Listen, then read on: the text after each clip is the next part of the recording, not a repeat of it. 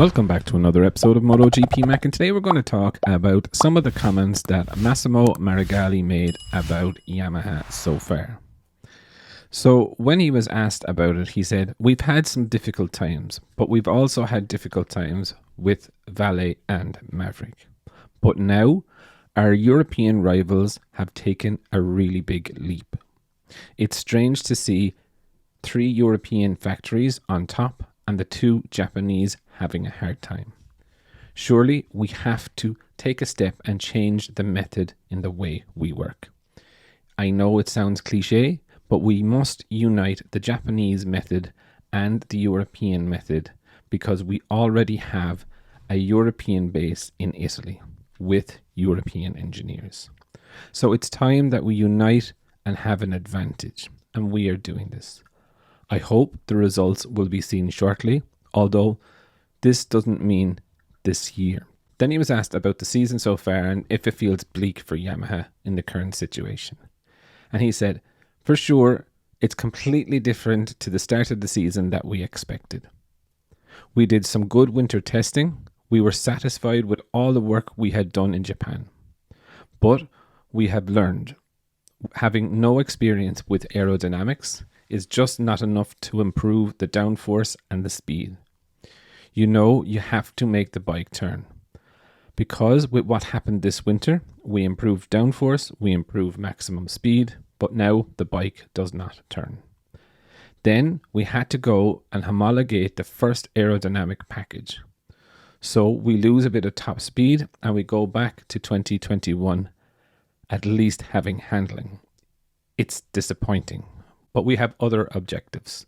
For me, it's not necessarily to talk about a crisis because probably we've redirected the development in the wrong direction and we are paying for that little experience that we have with aerodynamics.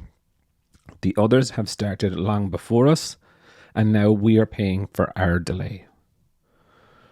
We have to do the best with what we can until the next race. We have to be ready with the team we have to take advantage of any problems of others, as like what happened in Austin. When there is a chance, it's not always achieved because our riders are always forced to push themselves to the limit of the bike and you make mistakes." Then he was asked about, is there a possibility that Yamaha could follow the same exit path as Suzuki? And he said, no, not at this moment. There is not the slightest sign of Yamaha deciding to leave Motogp. We are already in talks about the 2027 regulation changes and we already have agreements with Dorna. I think this is a very frank and open interview from Massimo where he's, solely pointing the finger of blame at themselves, at Yamaha, for not following the aero race, which neither of the Japanese teams have done, to be fair. They got caught out at the start of this season by putting more horsepower through the chassis. They didn't, focus on the chassis as equally as trying to find more horsepower, trying to find higher aero, and they ended up having to go backwards. It is tough for the riders, and as he said, they are at the limit every time that they go out there. There's not a lot they can do on the bike. So I think the only way is up for Yamaha. They do need to, in my view, sync up with some aerodynamic team, like a Formula 1 team, etc. Get an understanding of the vehicle dynamics, understand what is going on when they put more power through that engine, and see where they are. But it's definitely an uphill struggle. It's going to be, in my view, a bit of time. I don't see an overnight fix to it.